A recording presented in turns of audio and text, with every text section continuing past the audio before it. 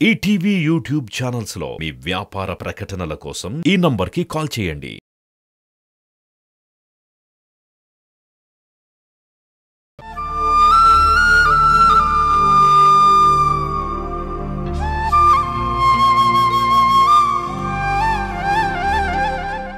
ఉన్న టెన్షన్ చాలదన్నట్టు అక్క ఇప్పుడే వైజాగ్ నుంచి రావాలా?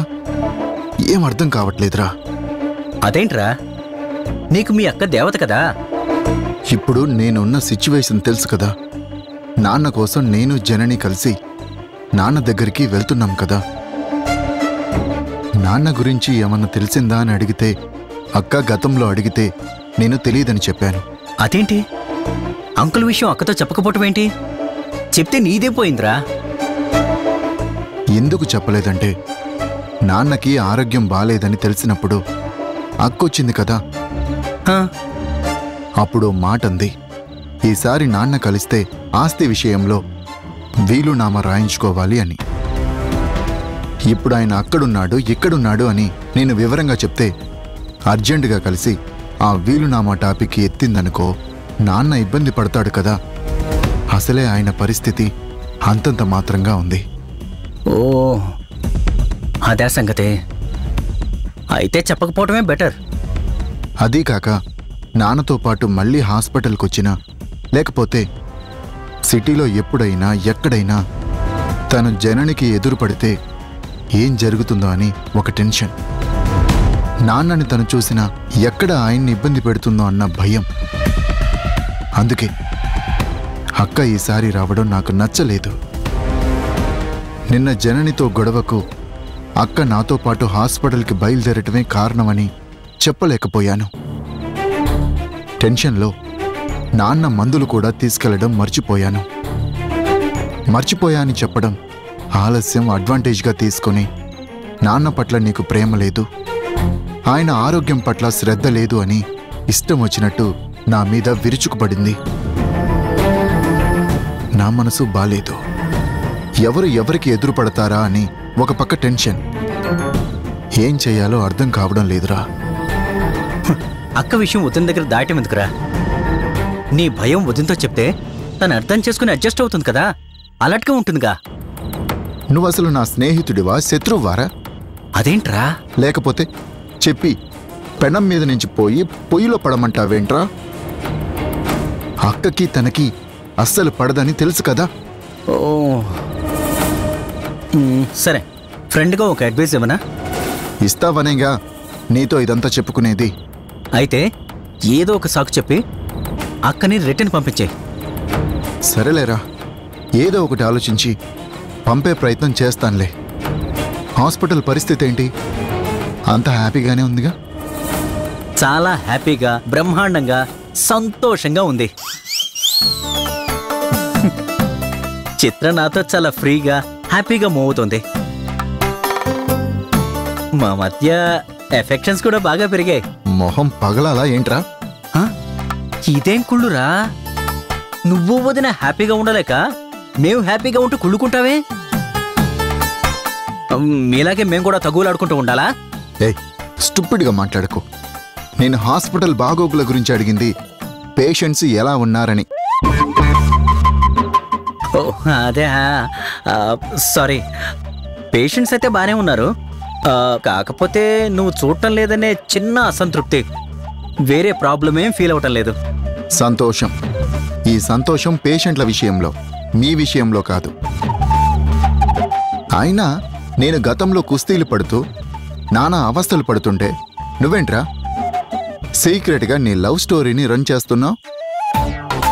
అయ్యో అన్నయ్య అన్న జాలి, దయ, ప్రేమ ఏమీ లేవారా నీకు? ఉన్నాయి.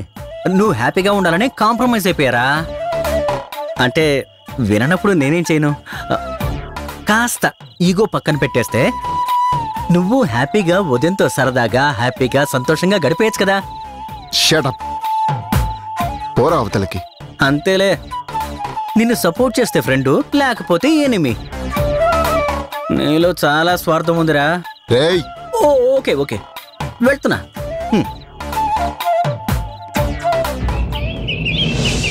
ఆంటీ, అక్కుందా? ఉందే. పొద్దున్నే ఎక్కడికి వెళ్తుంది? లోపలుందెళ్ళు.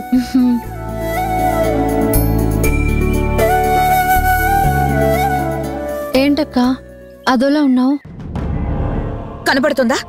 నా మొహంలో అసహనం, చిరాకు, విసుగు స్పష్టంగా కనిపిస్తున్నాయి కదా. నువ్వే నయం. కానీ ఆ మనిషికి నా ఫీలింగ్స్, నా బాధ, నా ఆలోచన, నా ఆరాటం ఏమీ అర్థం కావట్లేదట. ఏమైందక్క? ఎంతసేపు నాతో గొడవ పడ్డానికి రీజన్స్ వెతుకుతున్నాడు. ఆయనకు వాళ్ళ నాన్న మీద ఉన్న ప్రేమ కోసం, ఆయన ఆరోగ్యం కోసం నేను ఆరాటపడుతుంటే అది నా తప్పే అన్నట్టు నా మీద విసుక్కుంటూ విరుచుకుపడుతున్నాడు. మావయ్య కోసం ఈ దుర్వాస ముని కోపం నేను భరించాల్సి వస్తుంది. ఏమైందక్క? మావయ్యకి మందులు తెమ్మన్నాను. తీసుకొచ్చావా? తేవడం కుదరలేదు. అసలు నీకు గుర్తుంటే కదా ఇచ్చిన మాట నిలబెట్టుకోవడానికి. అసలు నీ ధోరణి నీదే కానీ అవతలి వాళ్ళ ఇబ్బందుల గురించి పట్టదానికు. మారతాడు అని నేను ఆశపడి ఎదురు చూడడమే గాని మారడు అనేది స్పష్టంగా అర్థమవుతుంది. నిన్నటి గొడవతో మావయ్య గారికి అన్ని విషయాలు అర్థమైపోయి ఉంటాయి. ఎవరెవరి కోసం ఎలా బిహేవ్ చేస్తున్నారో పూర్తిగా గ్రహించే ఉంటారు. మావయ్య ఇంక తనకు తానుగా బయటపడి వద్దు, మీరింకా నా కోసం కలిసి రావాల్సిన అవసరం లేదు అనే దాకా వెళ్తారని నాకు భయంగా ఉంది. అంకుల్ అలా అంటారంటావక్క? ఎందుకనరు? అసలు మా మధ్య గొడవలు చూడలేకే కదా ఆయన ఆ రోజు హాస్పిటల్ నుంచి బయటకు వెళ్ళిపోయింది. అన్నేళ్ల తర్వాత ఆయన వస్తే కనీసం ఆయన కోసం ఆయన ముందైనా నాతో పోట్లాట పెట్టుకోకుండా ఉండుంటే ఆయన వెళ్ళిపోయి ఉండేవారు కాదు కదా. ఆ విషయం మావయ్య లెటర్లో రాశారు. ఈ మహానుభావుడు చదివాడు కూడా. అయినా ఆ మూర్ఖత్వం మార్చుకోకపోతే ఎలా? నాన్న కోసం మనం కలిసి ఉందామంటేనే కదా నేను సరే అని చెప్పింది. లేకపోతే కలిసి వెళ్లాల్సిన అవసరం నాకేంటి? అయ్యో, నాన్న కోసం రిక్వెస్ట్ చేస్తే వస్తుందన్న సాఫ్ట్ థింకింగే లేదు. ఏదో పెళ్ళాం మీద పెత్తనం చెలాయించాలని చెప్పి చూస్తున్నాడు. అప్పుడు పడితే పడ్డానేమో, ఇప్పుడు పడాల్సిన అవసరం నాకేంటి? ఈయనకు బుద్ధి రావాలంటే మావయ్య మీరు రావద్దు, మీ గొడవలు మీరు పడండి అనేదాకా వెళ్తాను. ఎన్ని తిట్లైనా భరిస్తాను. మావయ్యకే ఎప్పుడొకప్పుడు ఒళ్ళు మండి అంత గడ్డి పెడతాడు. అది తిన్నాకైనా ఈయన బుద్ధి మారుతుంది. అంకుల్కి ఆ పరిస్థితి వచ్చి ఆయన హర్ట్ అయితే నువ్వు ఫీల్ అవ్వవాక? ఎందుకు ఫీల్ అవనే? ఆయన హర్ట్ అయ్యారంటే నాకు పెయిన్ కాదా? మాక్సిమం అడ్జస్ట్ అవ్వాలనే చూస్తున్నాను. కానీ మావయ్య నన్ను వద్దనరు. నేనైతే వెళ్తాను, వెళ్ళి తీరుతాను. కొడుకు ఎలా చెప్పాలో అలాగే చెప్తారులే అంకుల్, అప్పుడు మారతాడేమో. అదే కదా నేను కూడా అనేది. మావయ్య మీదున్న ప్రేమ అభిమానాలతో నేను వెళ్తాను. నేను ఆయన కోసమే వస్తున్నాను, ఈయన కోసం కాదని మావయ్య తెలుసుకోవాలి. నా తప్పు లేకుండా నన్ను ఈయన బ్లేమ్ చేసే అవకాశం ఇవ్వకుండా నేనే వెళ్తాను. అనని ఎన్నన్నా సరే నేను భరిస్తాను. మావయ్య తప్పురా అని ఆయన్ని వారించేదాకా నేను భరిస్తాను. మనం కొత్త యోగాసనాలు ప్రాక్టీస్ చేయాలి. చేసి పేషెన్స్ చేత చేస్తే త్వరగా రికవర్ అయ్యే ఛాన్సెస్ బెటర్ అవుతాయి. ఏంటక్క ఎక్కడి నుంచి ఎక్కడికో జంప్ అయినట్టున్నావేంటి?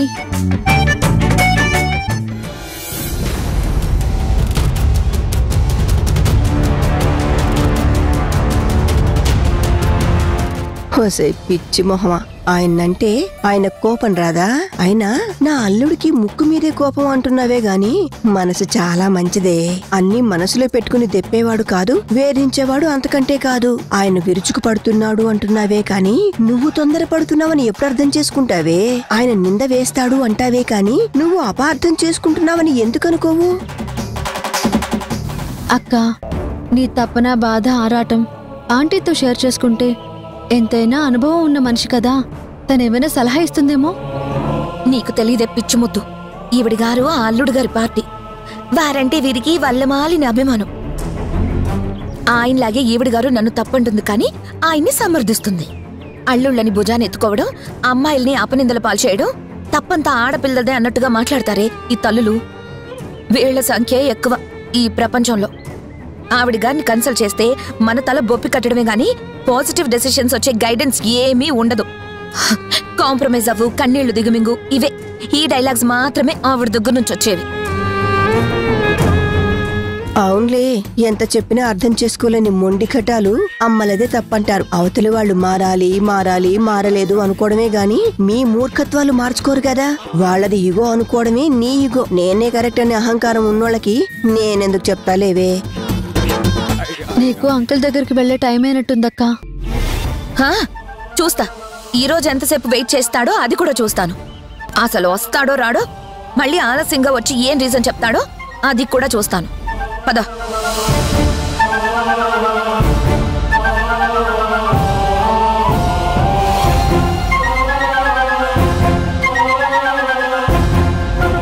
వెళ్ళు వెళ్ళు, అన్నయ్య గారు ఎలాగోలా మిమ్మల్ని దారిలో పెడతారు.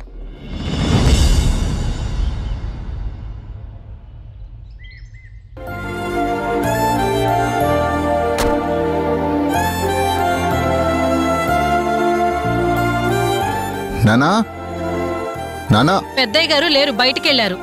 వచ్చేదాకా మిమ్మల్ని కూసోమన్నారు, ఏ పని చెయ్యొద్దన్నారు.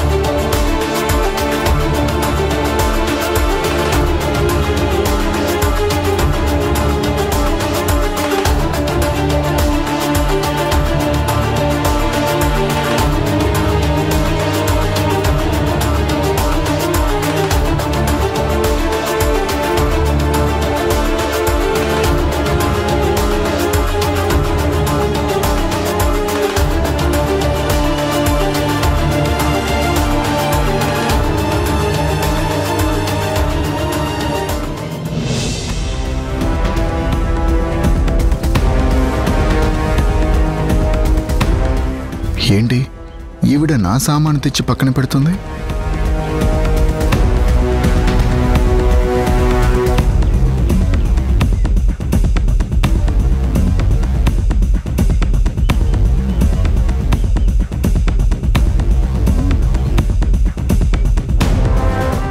ఏంటి అదమ్మా, నా సామాన్లు తెచ్చి బయట పెడుతున్నా? మీరొచ్చినాక మీ సామాన్లు బయట పెట్టమని అయ్యగారు చెప్పిండ్రు. రేపటి నుంచి మీరిక్కడికి వచ్చే పనుండదట.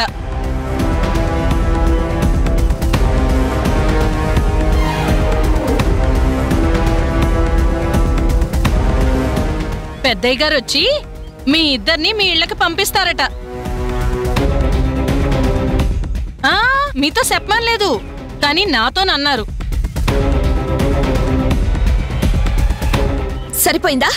మావయ్య గారు బాగా హట్ అయినట్టున్నారు. వారు ఏదొద్దనుకున్నారో అదే చూడలేక మనల్ని పంపించాలనే నిర్ణయం తీసుకున్నట్టున్నారు. అంతా నీ అశ్రద్ధ, నిర్లక్ష్యం, ఆవేశమే కారణం. అంటే నిన్న మాత్రలు తేనంత మాత్రాన నాన్నకి నా మీద కోపం వచ్చి ఇలా చేస్తున్నారనే కదా నీ ఉద్దేశం? నేను తేనందుకు కాదు, నా మీద నువ్వు విరుచుకుపడ్డావే, రెచ్చిపోయి నోరు పారేసుకున్నావు కదా. ఎంత మాట పడితే అంత మాట అండం ఆయనకు బాధేసుంటుంది. నువ్వు తప్పు చేస్తే పర్వాలేదు, కానీ నేను ఆ తప్పుని తప్పు అండం తప్ప? చాలా తెలివిగా తప్పు అవతల వాళ్ల మీద నెట్టే నేర్పరితనం నీకు మించి ఎవ్వరికీ ఉండదు. నేర్పరితనం ఏంటి నేర్పరితనం? మర్చిపోయా అన్నందుకే అంత అరిచి రాద్ధాంతం చెయ్యాలా? నీ అరుపుకి ఆయన గుండె దడ పెరిగుంటుంది, భరించడం కష్టమని భావించుంటారు. అంటే ఫైనల్ గా నేను అరవడం వల్లే మావయ్య హట్ అయ్యారు అంటావు. మనల్ని పంపడానికి కారణం అదే అంటావు, అంతేనా? నేనంటావేంటి? నాన్న డెసిషన్. యాదమ్మ చేస్తున్న పని చూస్తూనే ఉన్నావు కదా. ఒప్పుకోవు, ఎప్పటికీ నీ తప్పు ఒప్పుకోవు. నిందలు వేయడంలో నిన్న చెప్పాను కదా, నువ్వే ఫస్ట్ అని. అసలు ఒక్కసారి నీ గుండెల మీద చెయ్యేసుకొని ఆలోచించు. మనం మావయ్య దగ్గరకు వచ్చిన రోజు నుంచి ఈ రోజు వరకు నాతో గొడవ పడకుండా ఉన్న రోజు ఒక్క రోజన్నా ఉందా? అంటే నేనే కావాలని నీతో గొడవ పెట్టుకుంటున్నాను అంటావు? 100% అంతే, అందులో డౌటే లేదు. హే, షట్ అప్. నోరేసుకుని అరిచి నన్ను బ్లేమ్ చేయాలని చూస్తున్నావా? నన్ను జనం దృష్టిలో చీప్ చేయాలని చూస్తున్నావు. నేను చేయడమేముంది? నీ కన్న తండ్రే కదా, ఎందుకు ఇలాంటి డెసిషన్ తీసుకున్నారో ఆలోచించు.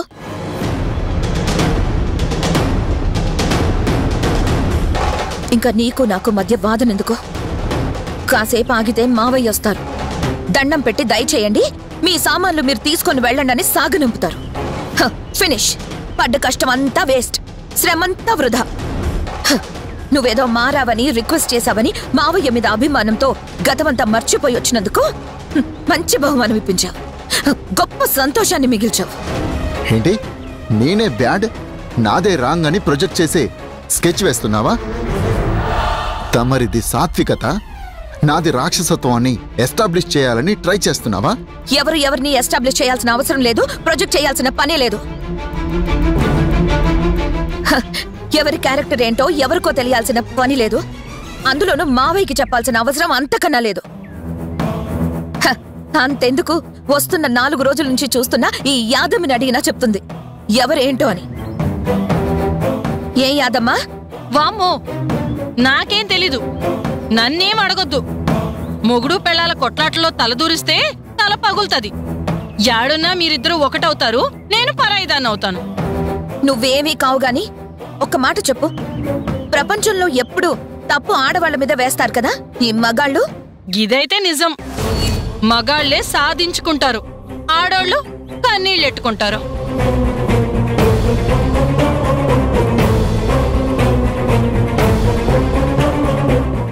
నాన్న మనల్ని పంపించేస్తారంటావా? సామాన్లు బయట పెట్టించారు కదా, పంపిస్తారంట అని కూడా చెప్పింది కదా.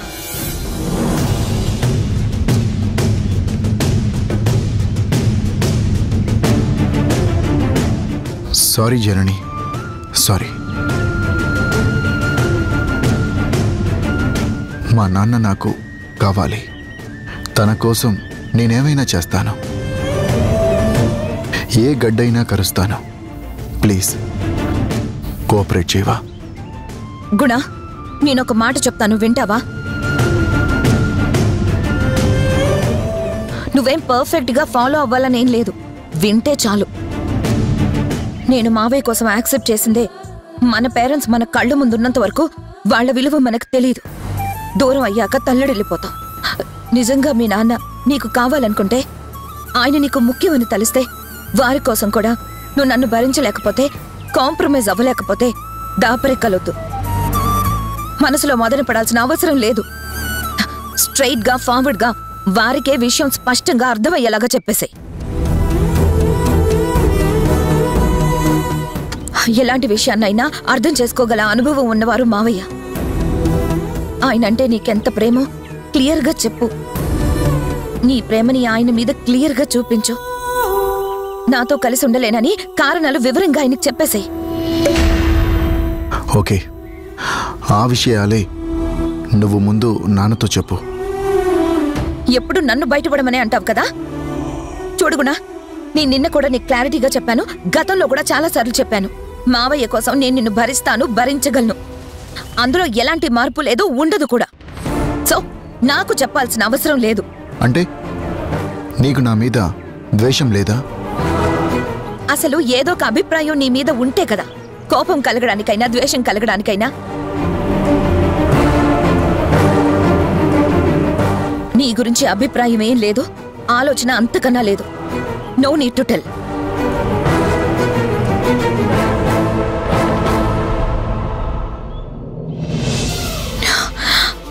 మావయ్య,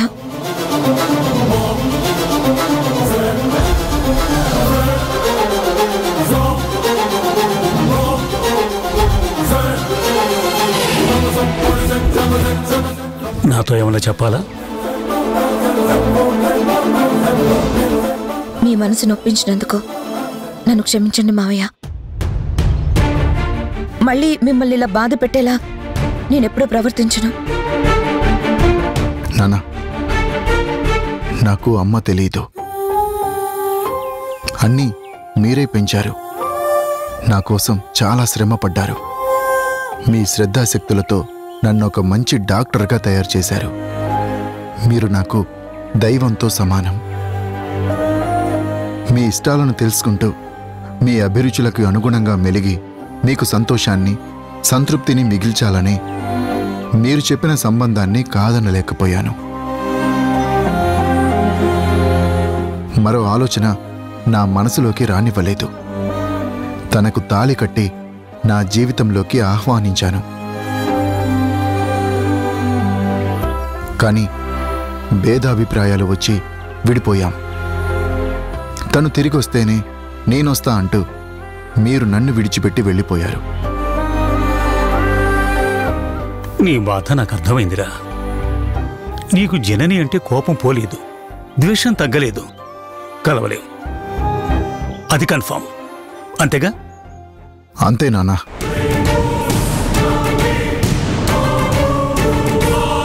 నీకు జనని వద్దు, నేను కావాలి, అంతేగా? అవును నాన్నా.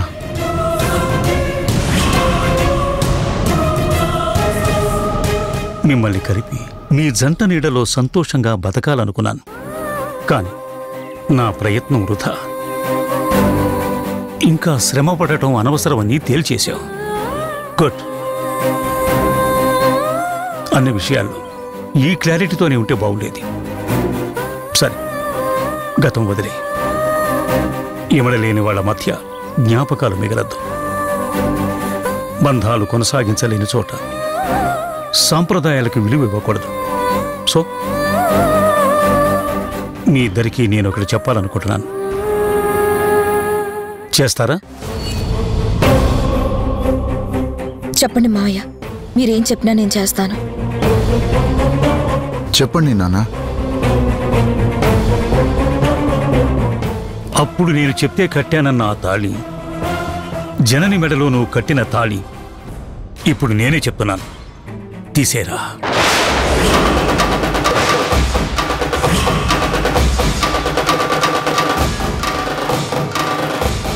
అమ్మా, వద్దనుకున్న తర్వాత ఇంకెందుకు చెప్పు. ఇద్దరు ఇదిగో ఈ విడాకుల పత్రాల మీద సంతకాలు చేయండి.